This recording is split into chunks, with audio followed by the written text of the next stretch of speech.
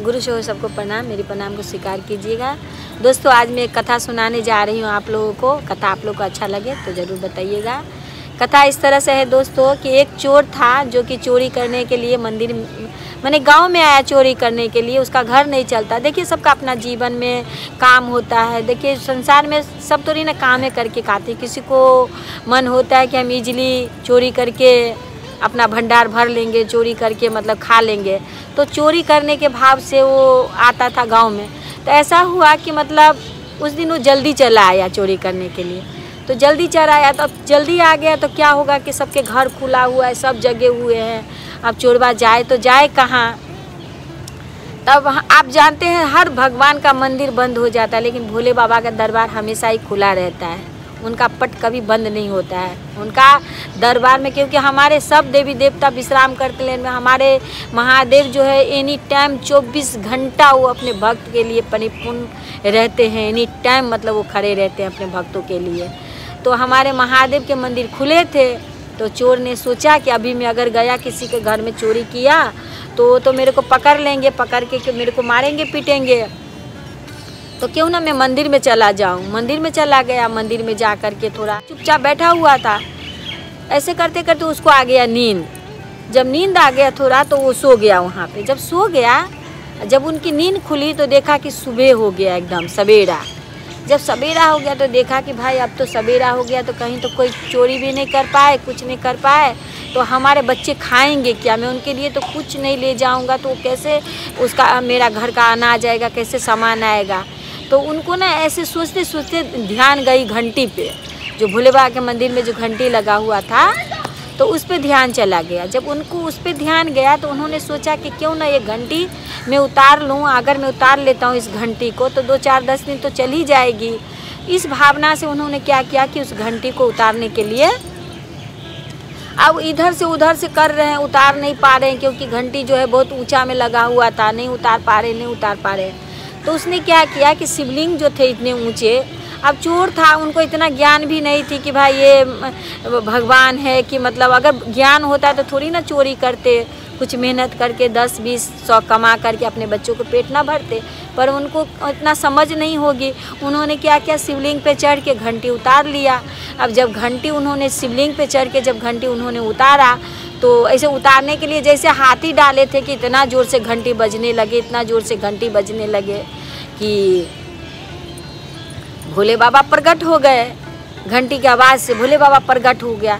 अब भोले बाबा का इतना भयंकर रूप देखकर, इतना भयंकर उनका चेहरा देख के चोरबा तो सरद में आ गया, मतलब इतना डर से कि भगवान को कहने लगे कि आप कौन हो, मैं आपको नहीं जानती हूँ, मुझे कृपा करके माफ़ कर दीजिए, मुझे माफ़ कर दे। मैंने कुछ नहीं किया, मैंने तो बस घंटी को हाथ भी नहीं लगाया, घंटी इतना ज़ोर ज़ोर से बजने लगा।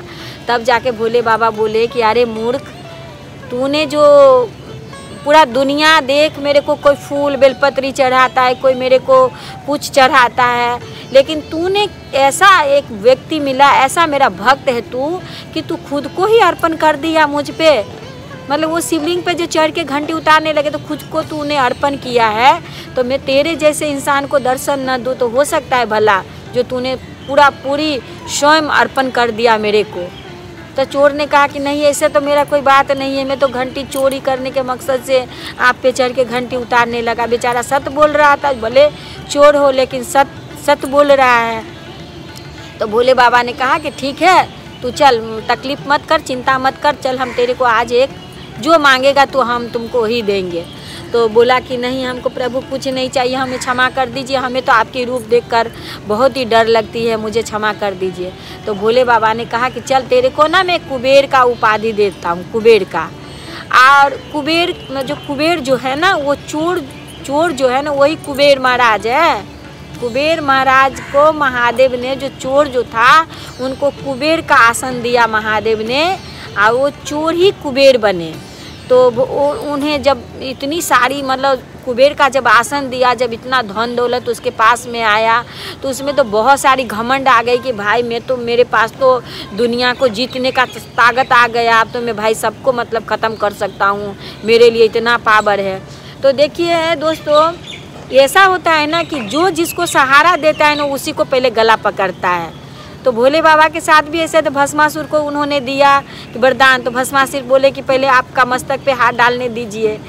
आप देखे होंगे, कथा में सुन रहे होंगे, शिव महापुराण में हमारे मिश्रा जी अक्सर इस कथा को रखते रहते हैं। तो वो चोर भी बोला कि भाई दुनिया में तो सब थोड़ा बहुत, जितने सारे देवता गण है सब थोड़ा बहुत तो धनवान है ही, सबके पास पैसा है, कौड़ी है, सबसे तो गरीब मेरे महादेव है, क्यों ना मैं महादेव के घर जाऊं पहले निमंत्रण। अब उसने सोना का बहुत अच्छा सा मकान बनाया। देखिए जब सोने की दौलत पे उनको बैठा दिया तो उनके पास कोई चीज़ का कमी नहीं रही होगी। तो उन्होंने सोना का महल बनाया। महल बनाने के बाद जो है सो बोला कि किसको बुलाए, किसको बुलाए, किसको दिखाए। देखिए जैसे कि कोई व्यक्ति कभी कोई चीज़ नहीं देखा रहता है, अगर वो देखता है ना तो उसको मन होता है कि कब मैं दिखाऊं लोगों को, मतलब दिखा के ही चैन आएगा। मान के चलिए कि कोई एक जेवर बनाए, कोई कुछ बनाता है तो मन होता है कि मैं कब किसको दिखाऊं, दिखाकर मन में सुकून मिला। तो वो कुबेर जो चोर था, जो कुबेर का उपाधि महादेव ने दिया था, जिनको महादेव के माध्यम से इतना बड़ा पदवी मिला था, इतना बड़ा आसन मिला, उसने सोचा कि महादेव से ज़्यादा गरीब तो कोई भगवान है ही नहीं, तो हम महादेव को ही जा कर के निमंत्रण में पहले बुलाए। तो उन्होंने महादेव के पास पहुँचे, बोले भोले बाबा हमारे घर निमंत्रण है आपको, आप आ जाइएगा। भोले बाबा ने सोचा कि भाई मैंने आपको दिया, आप मेरे को ही मतलब दिखाने के लिए बुला रहे हो, कोई बात नहीं है। ऐसा ही होता है संसार में दोस्तों कि जो मदद करे उसी का गला काटे। भोले बाबा के साथ भी, जब भगवान के साथ ऐसा हुआ है तो इंसान के साथ तो स्वाभाविक है, होगा ही होगा। तो भगवान ने सोचा कि हम नहीं जाके, बोले ठीक है हम अपना लाला को भेज देंगे। नहीं लाला को मत भेजिएगा, वो छोटा सा बालक, वो गणेश, वो भला क्या खाएगा, खाना भोजन करेगा, देखेगा। आप आइएगा, आप बड़े लंबे चौड़े ठहरे, आप आओगे, आप खाओगे तो हमें अच्छा लगेगा। बोले भोले बाबा कि नहीं भाई हम तो अपने गणेश को ही भेजेंगे। अब गणेश की महिमा का पता चलेगा दोस्तों। तो गणेश भगवान को भोले बाबा ने भेज दिया। अब भेज दिया तो जब देखे इतना सोना असरफी सब कुछ बनाया हुआ, इतना सोना का महल, एकदम एवरीथिंग सब कुछ है, तो अहंकार पे मतलब एकदम गदगद हो रहे थे। हैं इनको भेज दिया है, छोटा सा बालक ये क्या खाएगा, बहुत अपने आप को बकर बकर कर रहे हैं। फिर बोला चलो ठीक है इनको खिलाया जाए। तो गणेश जी को बैठाए खिलाने के लिए। अब गणेश जी तो इतना खा रहे हैं कि कुबेर जी के भंडार में जितना भोजन बना हुआ था वो टोटल गणेश जी खा लिए, टोटल खाना खा लिया।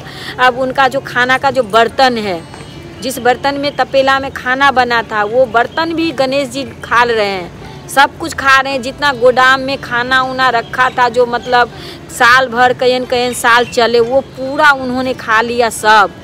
तब जाके कुबेर जी को समझ में आया कि मैंने बहुत बड़ा गलती कर दिया भाई, मैंने अहंकार में आके महादेव को गया मतलब दिखाने के लिए कि मेरे पास कितना संपत्ति, पर मैं भूल गया कि किसका दिया हुआ है, उनका दिया हुआ है। मैं उन्हीं को दिखाने के लिए मैं गई थी कि मतलब आप आए, आप देखे।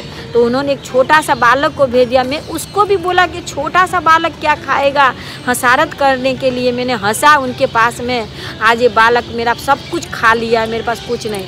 कुबेर जी गए दौड़ के महादेव को चरण पकड़ लिए, प्रभु मैं आपका चरण में आ गया हूँ, आपका शरणागत हो रहा हूँ प्रभु, आप मेरे को क्षमा कर दीजिए। मुझ में अहंकार आ गई थी प्रभु जी, आप ही का दिया हुआ सामान मैं आप ही को दिखाने के लिए सोच रही थी, तो मेरे में घमंड आ गया था दोस्तों। तो दोस्तों घमंड हमें कभी करना नहीं चाहिए। भगवान देकर देखते हैं कि हम उसको हजम कर पाते हैं कि नहीं। हम लोग अगर हजम कर लेते हैं तो भगवान हमें और भी देती है। अगर हम नहीं हजम कर पाते हैं, उस चीज़ को दिखाने के चक्कर में पड़ जाते हैं, तो फिर वो चीज़ हमारे पास से जाना ही जाना है, पक्का है। तो दोस्तों फिर बोले भोले बाबा ने उनको चरण से उठाई, कहा कि ठीक है आप उठो। और एक दुर्भा जो है, दुब्बी जो है एक, उन्होंने दिया, कहा कि गणेश जी को ये दे देना थाली में। उनका माँ के द्वारा लिया गया वो दुर्भा और ले जाके, क्योंकि माता पार्वती ही हमारे जो अन्नपूर्णा है, वही लक्ष्मी है, वही गौरी है, वही सरस्वती है, वो नवो भवानी है। तो माँ अन्नपूर्णा ने एक दुर्भा दी जो कि गणेश जी खा रहे थे, उनके थाली में डाल दिए। तो उनको पेट भर गया, उनको संतुष्टि आई, उनका मन को तृप्ति हुई कि नहीं अब मेरा पेट भर गया। उसी दिन से दोस्तों कहते हैं गणेश जी का पूजा करते हैं अगर हम लोग तो ज़्यादा कुछ नहीं हमें लगता, अगर एक दुर्बा हम उनको अर्पण करें तो हमारे गणेश जी उसी में मतलब खुश हो जाते हैं। तो गणेश जी को खुश करने के लिए एक दुब्बी काफिर है। तो इसी के साथ हमारा कथा भी यहीं पे समाप्त होता है। दोस्तों आप सबों को मैं प्रणाम करती हूँ। आप प्रथम स्थान जो है पूजा में गणेश जी को दिया गया, तो कोई भी पूजा हो कोई भी पाठ हो पहले गणेशाय नमः फिर जाके कोई पूजा होता है, पहले गणेश जी का आराधना होता है दोस्तों।